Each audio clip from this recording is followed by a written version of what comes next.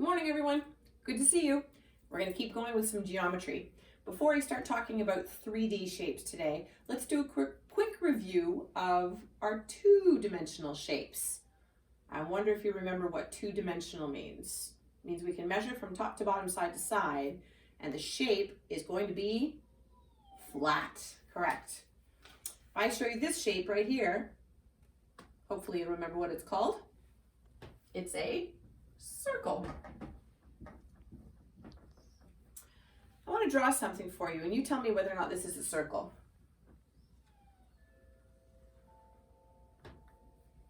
We talked the other day about the fact that a circle has to be round. It doesn't have any straight sides and no vertices, no points on it. Well, that is round. It has curved sides, no points. But is it a circle? No, it's not. That's more of an egg shape. I say egg because, well, it made me think of an egg because Easter is this weekend. A circle has to be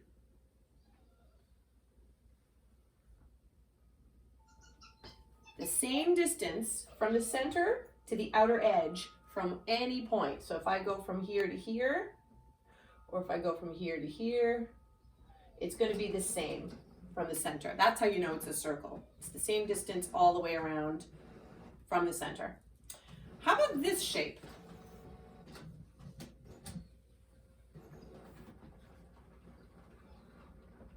Hopefully you remember what those are called.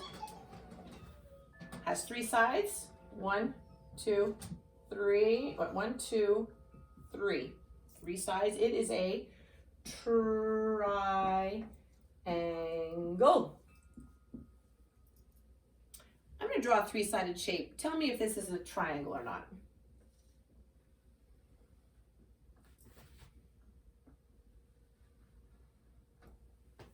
Is that a triangle? No. The reason it's not, well, can you tell me why it isn't? What do you think?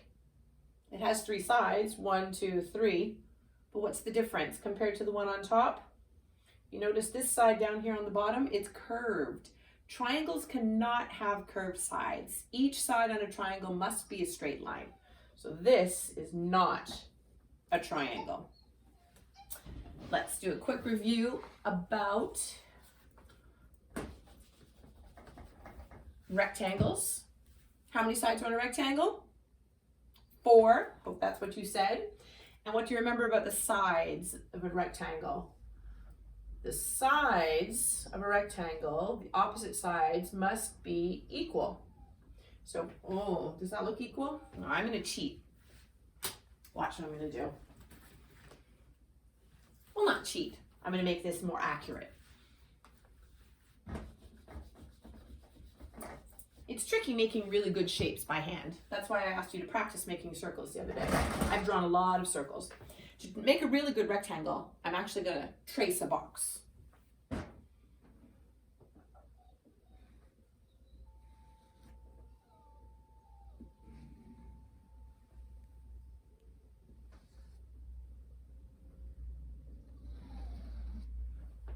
There we go. Even off the edges. Good. That's a pretty good rectangle. The important thing to remember about a rectangle is that it has 4 sides. 1, 2, 3, 4. It has 4 vertices, points. 1, 2, 3, 4. And the 4 angles are all the same size. From here to here, if I measured that with a little thing called a protractor, when you get older, you'll learn about those. You would measure the angle, and all the angles in the corners there are exactly the same size. And if I look at the top and the bottom,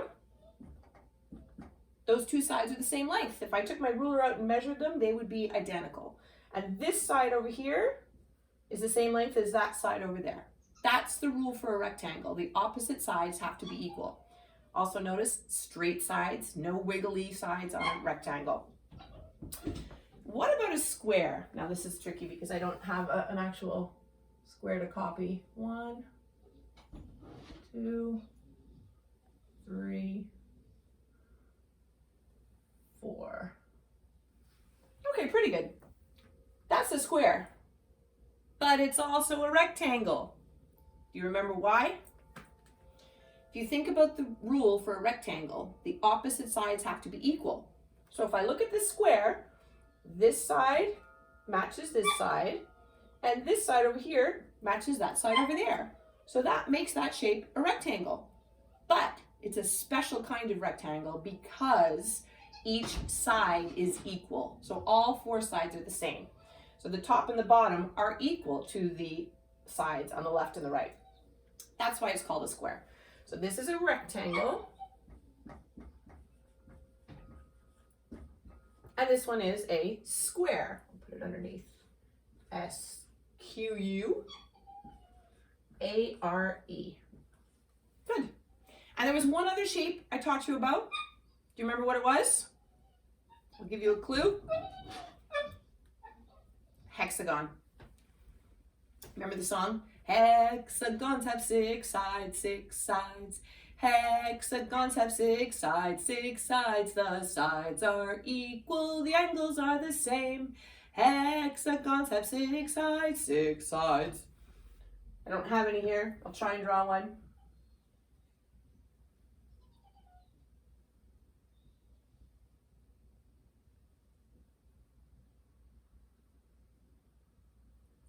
Not too bad. It's not a perfect hexagon because my sides aren't quite equal and the angles are not quite equal. But 1, 2, 3, 4, 5, 6.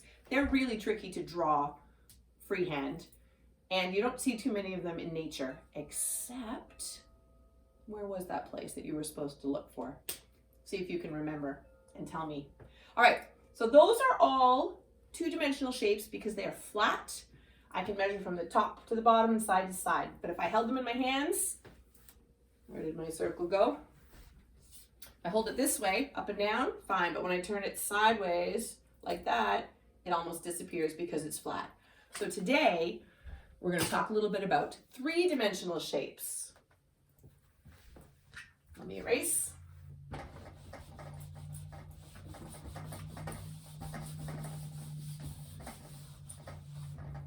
And the first one that I'm going to show you, we talked about this the other day, is an orange. Not necessarily an orange. This is an orange. It actually came from my kitchen. Well, it came from Florida probably, but it was in my kitchen. This is called, do you remember what it is? Sphere. A sphere. We talked about not a spear, right? Remember? Pointy thing for hunting that people used to throw. This is a spear. That's a spear for throwing. This is a sphere. The way I'm going to draw it is very easy. It's almost like drawing a circle. I'm going to start like this, make a nice circle. And then imagine drawing a dotted belt that hangs down a little bit. That gives you the impression that it's three-dimensional. So I would draw this, start sort of from the middle, go down a little bit. That's how you draw a sphere. It's not that hard, it's pretty easy. So to spell sphere, it starts with an S, but there's a digraph in there, the PH digraph, that sounds like F. So S-P-H-E-R-E. Sphere. There you go. This is also a sphere. It's round, no points, it rolls, and if I dropped it, it would fall down and roll all over the floor. So spheres can come in any size. You might have big balls at your house, basketballs, soccer balls, much bigger. Beach balls, if you go to the beach in the summertime, those big inflatable balls, those are spheres. All different sizes. All right. I almost lost my sphere. Here's another one that I like. I'm not going to eat it. I did have to trim off the edge today though to make it stand, because this is something that you have probably eaten in your lifetime. What is this thing? There's no ice cream on it. It's just the cone. Exactly. So a cone, draw it like that. If it were flat, it looked almost like a triangle, except the edge on a cone is round. And I'm going to pretend that there's you can see through it. That gives you the idea that if you were able to look through this, you would be able to see the back. So from the sides, it is round, and there is a flat part there. So this is a cone. As you notice, I can stack a cone. I can put it there. I can also, how am I going to roll this? So can you tilt the camera onto the floor? If I put that there and I pushed it, oh, see what happens? The cone is rolling. So a cone can be stacked or it can roll because it has a round side. It is curved here, but it also has one point, one vertex, and one flat side. So that's why I can stack it. I can put it on top of something. You can't stack other things on top of this though, because the point won't hold anything. It needs to be flat to be able to stack other things on top. So that's a cone. I'm going to have to erase these. You can always go back and see them afterwards. Actually, let's see if I can make a small one up here. Maybe I can. What's this? Well, it's a can of tomato paste, but what shape is this? This is a fun shape because you can stack it and you can roll it. It's definitely a good roller because this part of it is curved, but the ends, it has two flat circles on each end, 1, 2, you can stack it. This is called a cylinder. So if I was going to draw a cylinder, I would start by drawing a sort of narrow oval like this. And then I could just draw a line down from each side and then a curved bottom. Not bad. It's like a cylinder. Oh, and it's a cylinder. Is that an S or a C? You wouldn't really know. It's a C. And there's a Y after that. C-Y. Oh, I've totally forgotten how to spell cylinder. C-Y-L-I-N-D-E-R.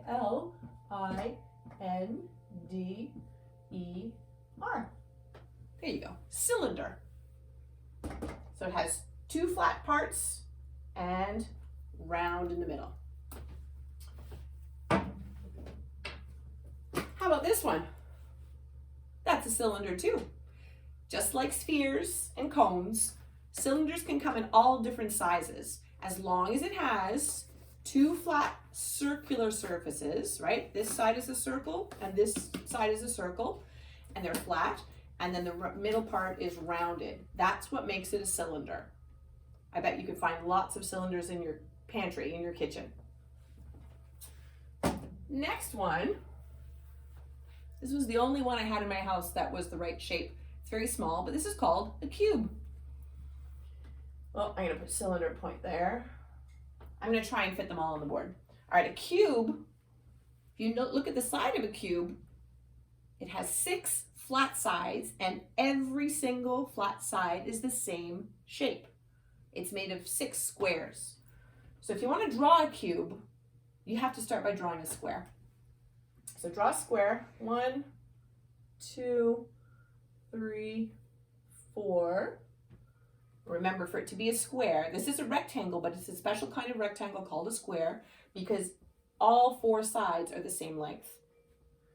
Once you've drawn your square, you're going to go to the top corner and draw a short line, angled that way. And then you're going to go to the next corner and draw another line angled the same way. And then down to the third point here, the vertex, and angle it. Then you have to join up those lines like this. 1, 2. Oh, that's not great. I'm going to do it again. That's better. Good. So there you go. Now you've drawn a 3-dimensional cube. When I started, I just had a flat square, but I tried to make it 3 dimensions. So then you can see I can measure it from top to bottom, side to side, but I'm also measuring from the front part here all the way to the back. That's why it's called 3 dimensions. So this is a cube. And it has 6 flat surfaces. And vertices, if you were to count all of the points, well, I'm going to let you figure that out. That's one of your tasks. I want you to find a cube somewhere in your house and count how many vertices it has and let me know. Woo! All right. All right, last shape. Oh no, actually that was it. Just those 4 shapes. If you do have a bigger box, like the one I had here before, this is important to know. It's not a cube, because for it to be a cube, just like a square, each side on a cube has to be the same size, and they all have to be squares. So if I look at this one, this is a square here, but look at this side. This is a rectangle. So this shape, this solid shape, is called a rectangular prism because it has 6 sides, top and bottom, front and back, this side and that side. So left and right. There are 6 sides on it, but they're not all the same size. For it to be a cube, all the sides have to be the same size and they have to be a square. So there are your 4 geometric shapes: cylinder, cube, sphere, and cone. What I'd like you guys to do, first job for today, explain the difference between 2-dimensional shapes and 3-dimensional shapes. What is the difference? If we were in school right now, we would be doing a project called Box City.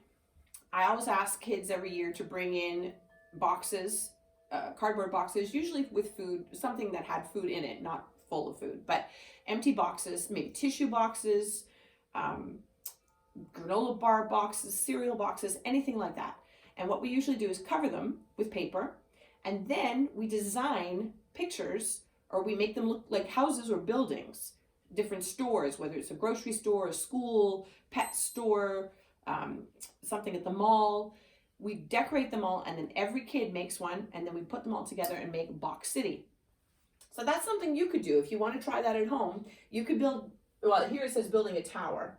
It says Max is building a tower out of craft supplies. What shapes could he use to build the tower? Then draw it below. Are the shapes 2D or 3D?